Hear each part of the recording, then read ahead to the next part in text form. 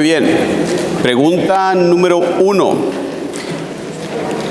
¿Qué quedamos? ¿Qué es el RICA? ¿Qué es el Rito de Iniciación Cristiana para Adultos? ¿En qué año fue restaurado? ¿Qué es? En el 72. Yo todavía ni nacía. ¿Y qué es?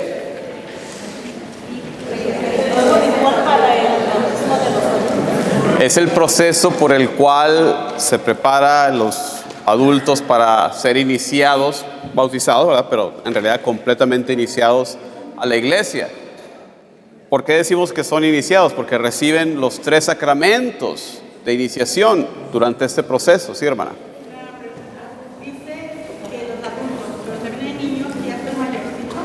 Como les mencioné hace un ratito, de acuerdo a la ley, en los ojos de la ley de la iglesia, ¿quiénes son adultos?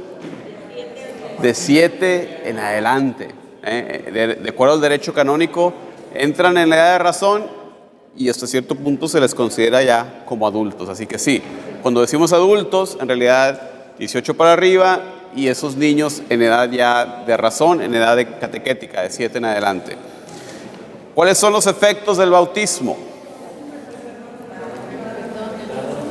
Perdón de los pecados, claro.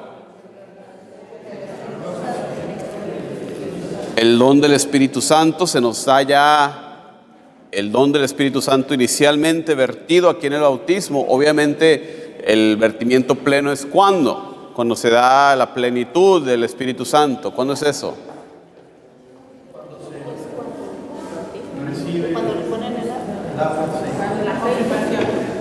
La confirmación, apenas les iba a decir, vamos a celebrar el Pentecostés pronto, ¿verdad? Bueno, la confirmación es el Pentecostés personal de la persona que recibe la confirmación. Y renacimiento, somos creados como nuevas criaturas, ahora hijos e hijas de Dios por adopción. Y como ya les mencioné, ¿verdad? También no nada más estas cosas, sino también el llamado a ser cristianos, a comportarnos como cristianos, a llamar a otras personas, llevarlas hacia Cristo, la predicación del Evangelio, ¿verdad? Todas las cosas que conllevan nuestro bautismo, hay que tenerlas bien presentes. ¿Qué es lo que no hace? Ahora sí, lo que no hace el bautismo. Te vuelves santo inmediatamente, te cambia, no vuelves a pecar. ¿Qué es lo que sucede? No quita esa tendencia. La naturaleza humana, de acuerdo a la teología católica, está dañada. Le preguntas a un protestante, ¿está destruida? No, para nosotros está dañada por el pecado. Viene Jesús a restaurarla, pero quedan esos efectos. Quedamos restaurados por el bautismo, pero quedan los efectos. Los efectos, ¿cuáles son? Es la inclinación a pecar. Lo que Pablo menciona por ahí, que dice, el bien que debería hacer, no lo hago, y el mal que no debería hacer, lo hago. Eso es la concupiscencia, ese término teológico que la iglesia maneja, ¿verdad? La concupiscencia es la inclinación hacia el mal, hacia pecar. Eso es entonces, para contestar la pregunta, el bautismo no quita la inclinación a pecar. ¿Okay? Según Tertuliano, uno de los padres de la iglesia, el bautismo es una carga. ¿Qué quiere decir eso? Es una carga. Ya no lo vemos así. ¿Qué quiere decir eso para Tertuliano? Comprometidos a seguir a Cristo en el bautismo. Es una carga porque es la puerta de acceso a la vida espiritual, la puerta de entrada a los cinco sacramentos, que como ya dijimos, no son solamente signos realizadas por ejemplo, sino orientaciones y guías para... Muy bien, sabemos leer. Explíquenme en sus propias palabras. Sabemos leer, ya saben. Nos comprometemos a imitar a Cristo. Imagínate, en aquel entonces, cuando había mucha persecución en la iglesia, el aceptar a Cristo podía significar ¿qué? Fácilmente. Y en una cultura, ahorita se nos hace difícil imaginarlo, porque vivimos ya nacemos en el seno, usualmente en el seno ya de una familia que ya católica, ya con las costumbres y todo. Pero imagínate, La diferencia que sería en tu vida aceptar a Cristo cuando todos a tu alrededor son paganos en aquel entonces. El ser cristiano, muy diferente, porque significaría que dejar amistades. Como también el día de hoy, a veces, sobre todo como adultos, ¿verdad? Que te conviertes, toca ahora dejar a los amigotes, ¿verdad?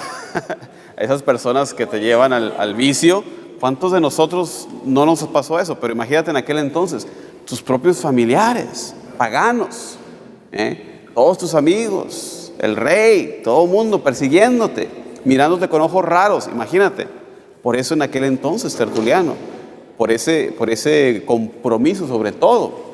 También acuérdense que en aquel entonces era muy difícil, muy diferente en el aspecto de que había ciertos actos que se miraban casi como imperdonables. En aquel entonces pecados como el asesinato, pecados como el abandonar la iglesia, el negar a Dios, ¿verdad? Pecados como el adulterio, cosas graves, se debatía si eran pecados que se perdonaban. Bueno, sí se perdonaban, pero una sola vez, y después de larga penitencia. La penitencia en aquel entonces no era reza un Padre Nuestro, reza una Ave María, y no. Estamos hablando de una penitencia grande. ¿Saben de qué estoy hablando? ¿De qué tipo de penitencias? 1 año de ayunos. Y ayuno ayunar del bueno, no del de ahora. En el caso de adulterio, abstenerse de relaciones maritales por largo tiempo, que digo, bueno, es medio contraproducente. En fin, grandes penitencias. Una sola vez, lo hacías otra vez, quedabas fuera de la iglesia. Quedabas excomulgado. Entonces, por eso en aquel entonces, estamos hablando por ahí del finales del tercer, principio del cuarto siglo, era mirado el bautismo como una carga. Pregunta número 2. ¿Por qué el ser católico implica mucho más que aprender datos? ¿Por qué el ser católico implica más que aprender datos?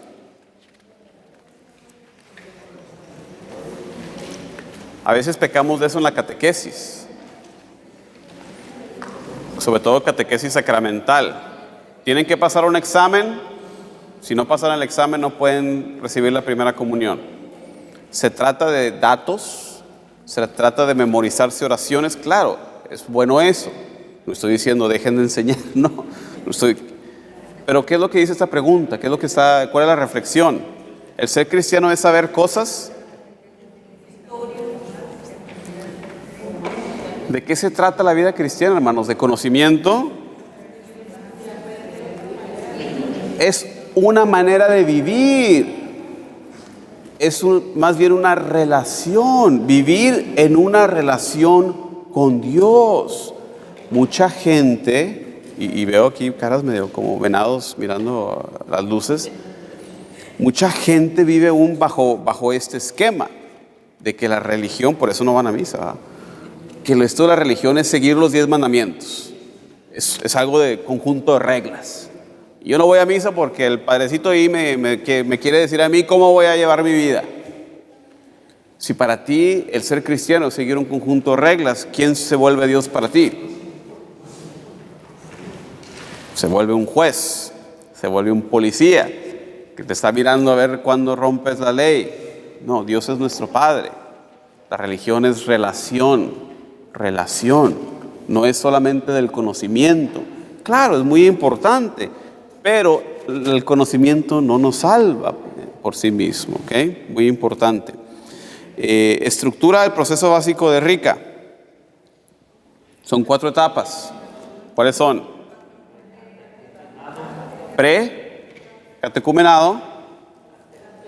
Catecumenado, purificación, alumbramiento, mistagogía. Son esas 4 etapas, y antes de cada etapa van marcado todo este proceso por ritos litúrgicos, celebraciones litúrgicas, ¿ok? ¿Cuál es la etapa más descuidada de Rica? Los que me dijeron hace rato que eran catequistas ¿de qué? ¿De primera comunión? ¿Dónde están? Identifíquense otra vez. Señora, ¿qué hacen ustedes después de que el niño recibe la primera comunión? ¿Qué se hace en su proceso, en su parroquia, en su esquema? Para regresar o para servir dentro de la iglesia. Ok. La realidad es que se hace de poco a nada en lo que es el bautismo para los padres. ¿Qué hacemos con esos padres después de que bautizan? También ustedes dicen como ellos, ya acabé. Órale, los que siguen, el siguiente grupo. Los niños de primera comunión llegaron al altar, ya acabé. Órale, el grupo que sigue. Confirmación para jóvenes. Sí, claro, hacemos la invitación, intérense, todo eso, sí. Pero deberíamos de hacer algo más. Este proceso de mistagogía es un proceso de toda la vida. Sobre todo inmediatamente después de la celebración del sacramento, un proceso de una reflexión más profunda en el misterio que acaban de celebrar. Pero una reflexión que continúa. Los niños deben de continuar en el catecismo propiamente, a seguir aprendiendo su fe, pero poco hacemos, hay que trabajar en eso. ¿Qué era el limbo? Ya lo mencionamos, ¿verdad? No necesito decir el limbo, ya hablamos de eso, ¿verdad? Número 3, cambios significativos que hubo antes y después del concilio. Su libro menciona sobre todo las preguntas, ¿verdad? ¿A quién se le hacen las preguntas antes? Ahora se le hacen a los padres, ¿verdad? Los padres, cuando se bautiza un niño, ¿quién es el responsable? Los padres ayudados por los padrinos. Entonces fue un gran cambio. Obviamente cambiaron muchas cosas también. La celebración de la Eucaristía, el rito de la Eucaristía, que es la misa, cambió bastante, ¿verdad? Antes, ¿cómo se celebraba la misa? Antes del Concilio Vaticano. En latín, ¿verdad? Ahora es en la lengua que todos hablamos, que es como originalmente se celebraba la misa, ¿verdad? En la lengua franca, el lenguaje de la gente, ¿verdad? Entonces, muchos cambios en la manera en que se celebran los sacramentos. ¿Qué recurso puede ayudar a los padres de familia para crecer en su espiritualidad en la familia? Su libro menciona un recurso muy bueno. El bendicional. ¿Cuántos de ustedes tienen ya un bendicional? ¿Cuántos de ustedes sabían la existencia? Vayan a su librería católica, adquiéranlo. Sobre todo si trabajan en familias. Para nosotros los hispanos, sobre todo, que a nosotros nos encanta bendecir toda cosa. Carro nuevo, tráiganselo al padrecito a bendecir. Casa nueva, apartamento nuevo, todo, ¿verdad? Todo lo que... Eso es algo muy bueno, muy propio, que hay que aprovechar ese sentimiento que nosotros tenemos como pueblo hispano, ¿verdad? De querer entregarle todo a Dios. Es lo que estamos haciendo. A veces decimos, ay, era trae su Camaro, que se lo bendiga, ¿verdad? No es de presumido. No, en realidad es ese sentimiento que traemos, ¿verdad? De querer entregárselo todo a Dios. Bueno, con ese bendicional, ahí tienen bendiciones para toda ocasión.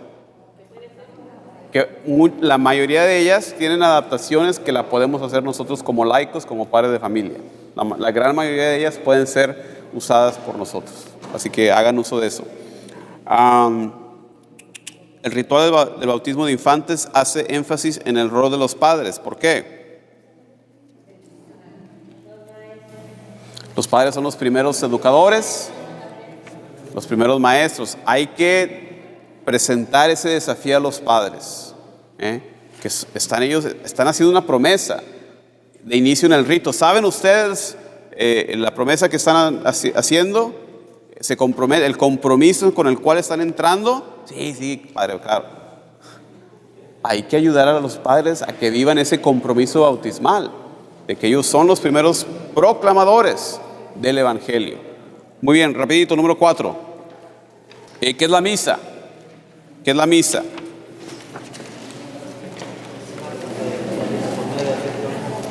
Levantando la mano, en orden. ¿Qué es la misa? Católicos que han venido a misa por 20, 30, 40, algunos de ustedes más. Rutilo, dígame. Fuerte, no te oigo. Es un acto que se realiza por medio de ritos tanto el jueves y el viernes tanto como el domingo de la resurrección. O sea, ¿captaron eso? En la misa estamos reviviendo esos eventos, jueves, viernes, sábado, domingo de resurrección, en esta celebración. No nada más es un simple memorial, es un memorial, sí, pero es un memorial que hace presente en nuestro hoy en día esos eventos. Tanto tiene el aspecto de banquete como esa última cena, como también el sacrificio de Jesús en la cruz. Volver a vivir, volver a presentar ese único sacrificio de Jesús en la cruz de una manera no cruenta, no sangrienta. Es una representación, no representación como tú lo entiendes de una pintura, sino un volver a presentar ese mismo y único sacrificio de Jesús en la cruz. ¿Tiene sentido eso? ¿Desde qué fecha se ha recitado o cantado el Gloria?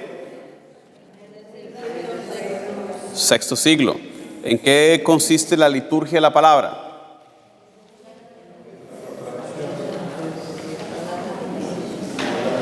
¿En qué consiste la liturgia de la palabra? Esta lectura se basa en el pueblo de Dios. 3 lecturas. La primera, la segunda y la tercera. La primera lectura, el Salmo, no se les olvide, el Salmo no es el intermedio musical de la misa.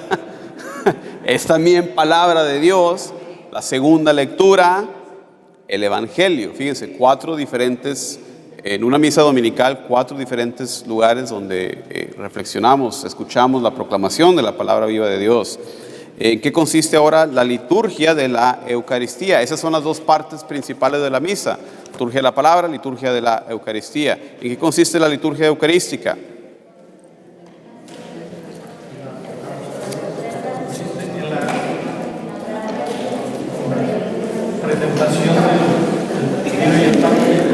La parte central, obviamente, es la consagración de los dones para que se conviertan por el poder del Espíritu Santo en el cuerpo y la sangre de Jesucristo. En su conjunto, en su totalidad, comienza con la presentación de las ofrendas. La plegaria eucarística es la parte central, ¿verdad? Con ese prefacio. La narrativa de la institución, la plegaria por la unidad. Inmediatamente después el Padre Nuestro, la comunión. Ese es el conjunto de lo que es la plegaria eucarística. Hermanos y hermanas, llegamos al final de esta sesión. Una vez más los exhorto que hagan su tarea. ¿Cuál es la tarea? Ahí tienen las lecturas a seguir. Todos tienen su numerito. Lean y traten de contestar ya su pregunta para que cuando lleguen aquí podamos hacer el proceso ágil. Una breve oración y no se vayan que hay anuncios parroquiales. ¿Okay? Nos despedimos en oración en el nombre del Padre, del Hijo y del Espíritu Santo. Damos gracias, Padre Dios, una vez más, hoy, mañana y por siempre, por la gracia de estar aquí reunidos, por la gracia de aprender de ti, porque cada cosa que aprendemos de ti es una razón más para quererte, para adorarte, alabarte y servirte. Manda tu Santo Espíritu, te pedimos humildemente sobre nosotros, para que sigamos siendo alentados en este camino de formación y podamos compartir el Evangelio con los demás. Todo esto lo pedimos en el nombre de Jesucristo, nuestro Señor. Amén. Muchas gracias. Una clase más. Anuncios parroquiales.